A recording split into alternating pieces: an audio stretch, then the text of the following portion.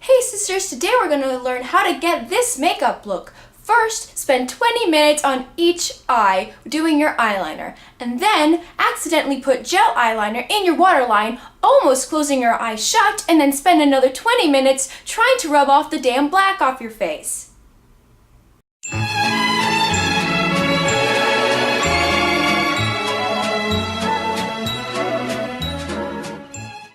James Charles is quaking in his boots. I am coming for his wig. I'm coming for his weave. Jeffree Star who? The beauty community is sister shook. I'm snatching all the sister wigs. Hey guys. So today's video is going to be me reading my old writing. This is mainly inspired by the fact that I was accidentally looking over, well, I can't accidentally look over things. I was looking for a thing and then my point is, I accidentally saw my old writing and I was like, this would make a great video, you know? I already hate myself, like behind the cameras, so why not do it on camera? Get a video, get views, feel validated, and boom, I still hate myself.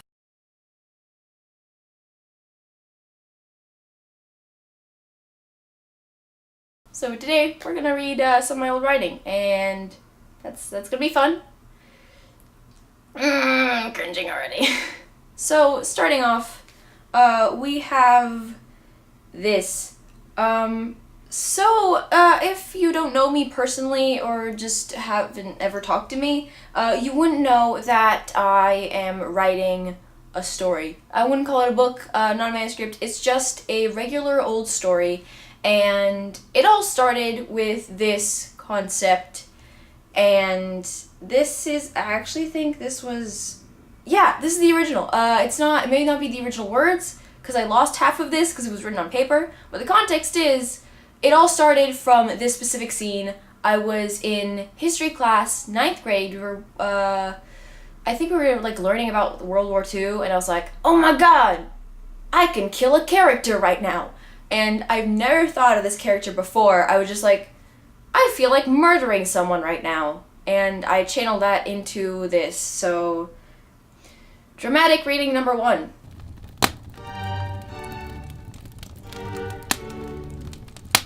But suddenly, I couldn't breathe. My muscles were tight, and yet all I could feel was the cold edge of a blade wedged into my abdomen. I took a few short breaths as I stared into her blue, cat-like eyes. A grin made its way to her face, showing her satisfaction in my defeat. My body started to feel 10 times heavier. I wanted to give in, but her cold, thin hand, tightly on my back, pulled me closer. So close, I could smell the metal from her jewelry. You have really good sense of smell if you can smell that. That's probably blood. Her hand was still on the hilt, firmly enjoying the power she had over me. You must have thought you were going to die a glorious death, didn't you? She paused. She paused, not she... We get it. Yes, that's it. You thought you were going to live happily ever after, staring at that moon of yours. Infinite. I think I took, like, a class called Villain Dialogue 101.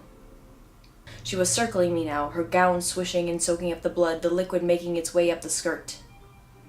That's actually based on a science project that I did in 4th grade, where you would, like, put dye in water, and then you'd get these strips of paper, and you'd... Inspiration.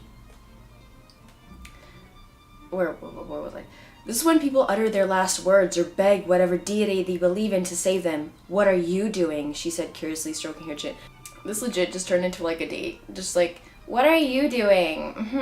Oh, you're dying? That's fun. Had been a mess, my life.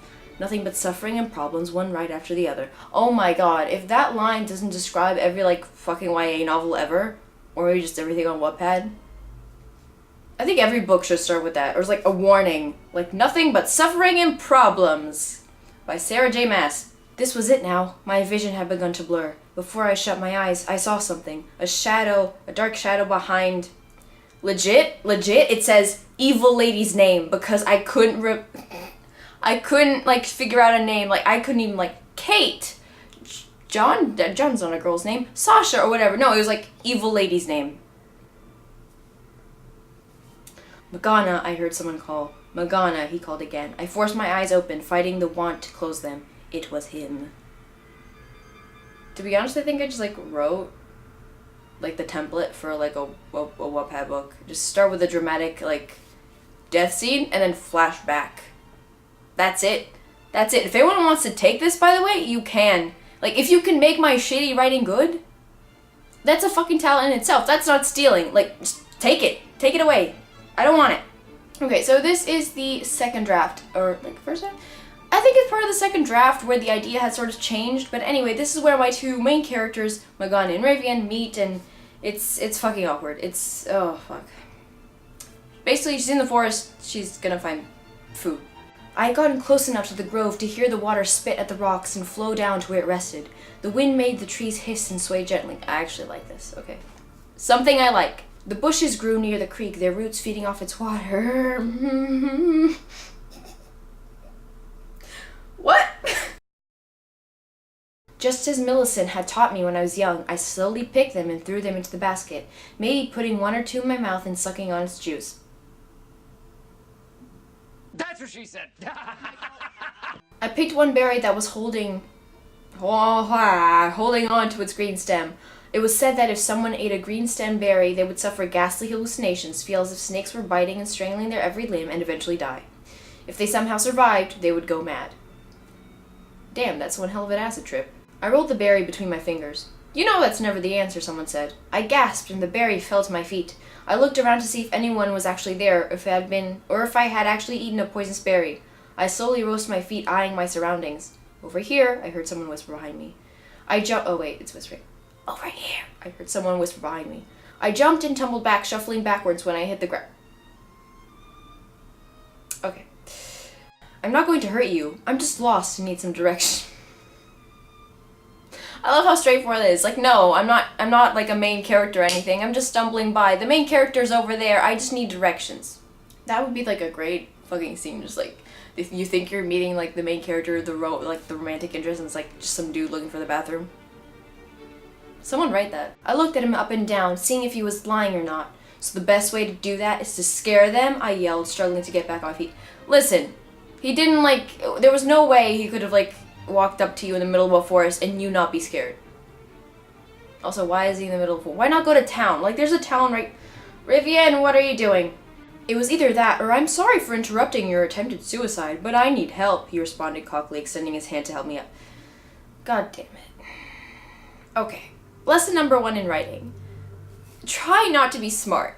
Like, unless you, like, know that what you're writing is actually good and the quips are good, try and stay away from this. Try and stay away from Wattpad quippy writing. I'm sorry I'm referring to Wattpad. It's just what I know. But this, like, silly, like, like, no. It's not funny. You're gonna look back on it and be like, Heh! That was a bit too loud, sorry. He was tall and lean, but had muscular arms. His hair was a light brown, though a ray could easily turn it blonde. Ew. I hate this description. His eyes were covered by the shadows of the trees, so he couldn't tell what color they were. But you can tell that if the light hits his hair, it's gonna go blonde. So part of him is in the shadow. Okay. I'm done. I'm done with this. Okay, this next scene is after the scene I just read you where someone dies or someone's being stabbed. And they're both alive and they both die. I think they're seeing like continuity. What's that? Anyway, overcoming the throbbing in my ears, I opened my mouth and took his chin in my hand. Look at me, I whispered. Look at me, I whispered. He sighed, rubbing his hand across his face. I repeated. He looked up and my heart disappeared altogether, its fleshy beat turning mute. I actually like that. I'm gonna save that flavor. His eyes seemed to have turned into a violent ocean, with each wave echoing a solemn wail. There was no anger, just solace. I am drowning. That's in italics. Jeez.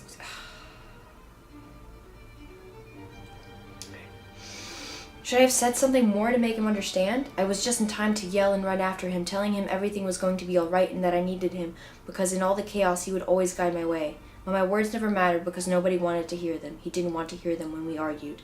But his four Never mind. Cavemen didn't discover fire. They discovered 4. That's how Fortnite was born. They created 4, and then they went, night, moon, Fortnite. Kill me. That's not even particularly bad. It's just a tiny bit cringy. It's a bit shit. It's what it is. It's mediocre. It's not good. It's not bad. I repeat a lot of stuff. And yeah. I don't think it's as bad as some of the stuff I wrote after this. It's like the second draft, and the things I wrote afterwards were a bit shitter, a bit more shit. Yeah, it's not that bad, but don't worry, it's about to get much worse.